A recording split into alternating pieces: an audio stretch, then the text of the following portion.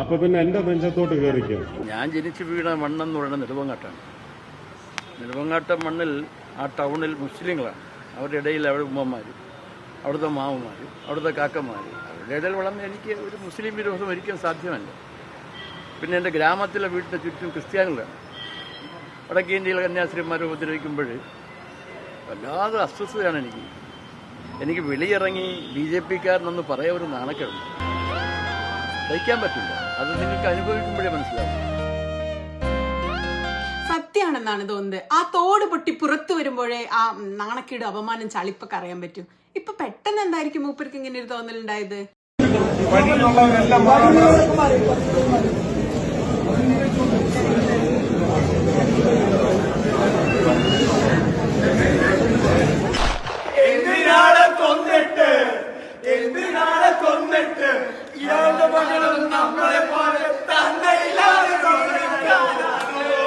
വഴിയിൽ നിൽക്കുന്നവരൊക്കെ പൊന്നുതമ്പുരാൻ വരുമ്പോ മാറി നിൽക്കണം. തീണ്ടലും തൊടിയിലും മൈത്തവും ഒക്കെ ഈ മണ്ണ് വിട്ട് എവിടെയും പോയിട്ടില്ല.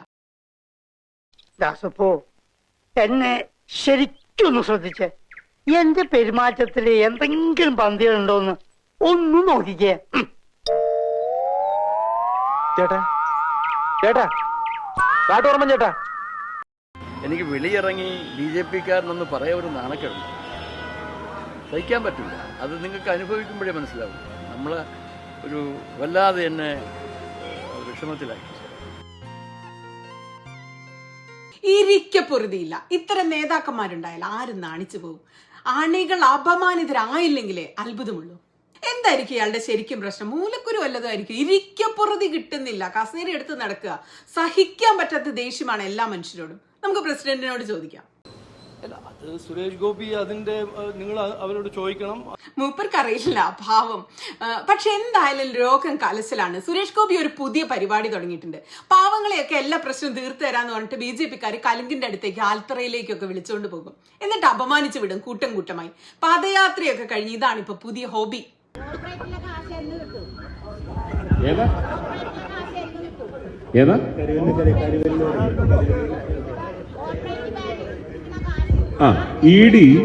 ED പിടിച്ചെടുത്ത് കാശ് വെച്ചിട്ടുണ്ട്. അത് സ്വീകരിക്കാൻ പറ നിങ്ങളുടെ മുഖ്യമന്ത്രിയെടുത്ത്.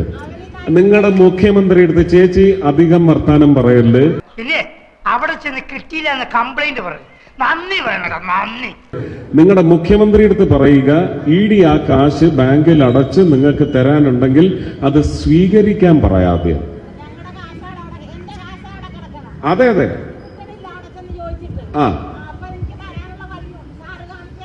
അതെ, അതാ ഞാനിപ്പോ പറഞ്ഞു. നിങ്ങളുടെ മുഖ്യമന്ത്രി അടുത്ത് പോയി ED പിടിച്ചെടുത്ത കാശ്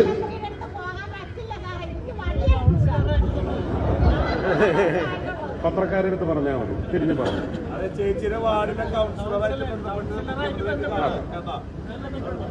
തിരിഞ്ഞു പറഞ്ഞു. പത്രക്കാരോട് പറഞ്ഞു. പത്രക്കാരടുത്ത് പറയൂ. ചേച്ചി അതെല്ലാം ചേച്ചി മാത്രമല്ല, ആയിരക്കണക്കിന് ആൾക്കാരുണ്ട്. എന്തോ 3 പേർക്ക് മരണം സംഭവിച്ചിട്ട് ആരാണ് വ്യക്തിപരമായി പോയി സഹായിച്ചതെന്ന് ആലോചിക്കും. ഒന്ന് ആലോചിക്കണം, അന്വേഷിക്കണം. 100, 200, 300 എത്ര വേണമെങ്കിലും തരാം.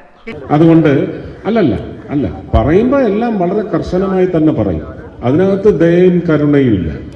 ഇത് ED പിടിച്ചെടുത്ത കാശ് തിരിച്ച് ബാങ്കിലിട്ട് നിങ്ങൾക്ക് തരാനുള്ള സംവിധാനം ഒരുക്കാൻ തയ്യാറുണ്ടെങ്കിൽ ആ പണം സ്വീകരിക്കാൻ പറ നിങ്ങളുടെ മുഖ്യമന്ത്രിയോട്. പരസ്യമായിട്ടാ പറയുന്നത്. അതിന് നിങ്ങളുടെ MLA കാണണം.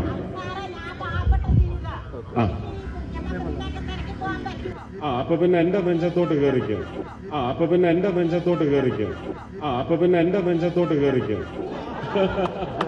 അതെന്ത് ന്യായമാണ്?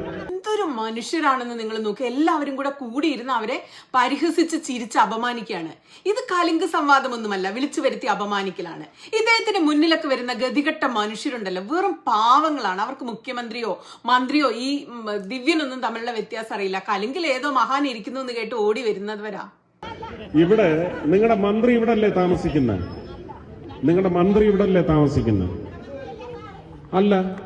അല്ലല്ല, ഞാൻ ഈ രാജ്യത്തിന്റെ മന്ത്രിയാണ്. ഇയാൾ പറയുന്ന സവർണ രാജ്യത്ത് ഈ സ്ത്രീ ഇല്ല. ആ സവർണ രാജ്യം കേരളം ഉൾപ്പെടുന്നതുമല്ല.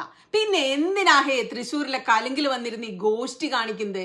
രാജ്യത്തിന്റെ കലിങ്കിൽ പോയിരിക്കൂ. അദ്ദേഹം ആരെയാണ് വെല്ലുവിളിക്കുന്നതും പരിഹസിക്കുന്നതും പുച്ഛിക്കുന്നതും പേടിപ്പിക്കുന്നതും എന്നൊക്കെ നോക്കൂ. ഒരു പാവപ്പെട്ട അമ്മ. മന്ത്രിനെയൊന്നും കാണാനുള്ള അറിവൊന്നും എനിക്കില്ല. ഇപ്പൊ പറഞ്ഞു ഞാൻ മന്ത്രിനെ എവിടെ ചെന്ന് അന്വേഷിക്കാനാ? എനിക്ക് മന്ത്രിനെ കാണാനൊന്നും പറ്റില്ല. അതുകൊണ്ടാണ് മന്ത്രിനെ കാണാനാ, ഇഡിയെ കാണാനാ. അവരാരെയാ ഞാൻ എൻ്റെ ജീവിതത്തിൽ കണ്ടിട്ട് പോലുമില്ല. ഞാൻ കലം കഴുകി കൊണ്ടുവന്ന് അവിടെ കൊണ്ടുവന്ന് ഇട്ടു. അത് മാത്രമേ എനിക്കറിയാം. ആ കാശ് എനിക്ക് കിട്ടണം, അത്രയേ ഉള്ളൂ എനിക്ക്. ഇതൊരൊറ്റപ്പെട്ട സംഭവമല്ല, സ്ഥിരം പരിപാടിയാണ് ആളുകളെ അപമാനിക്കുന്നത്.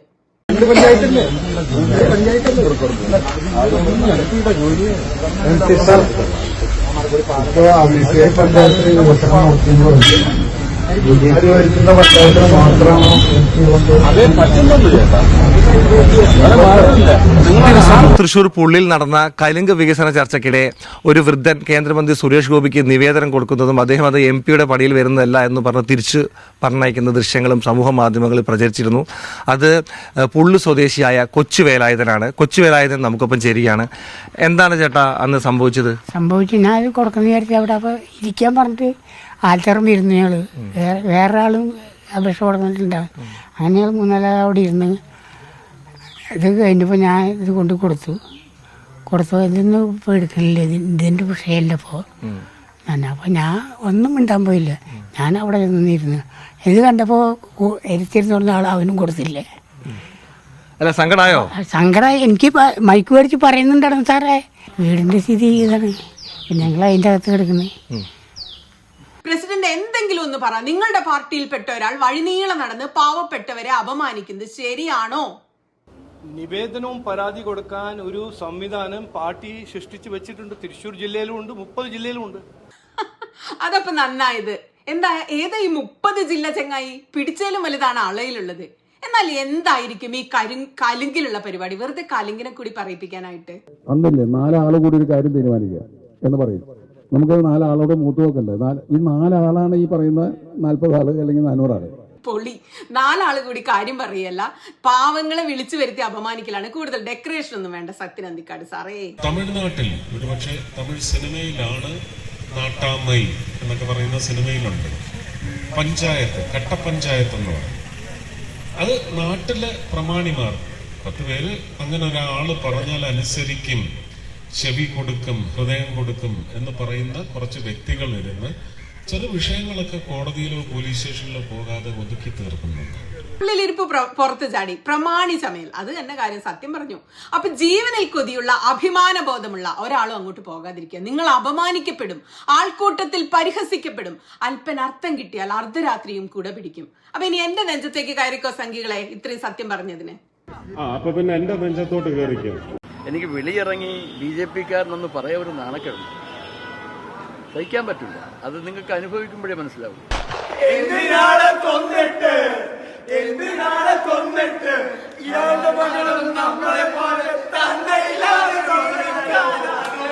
അപ്പൊ പിന്നെ എന്റെ നെഞ്ചത്തോട്ട് കയറിക്കോ.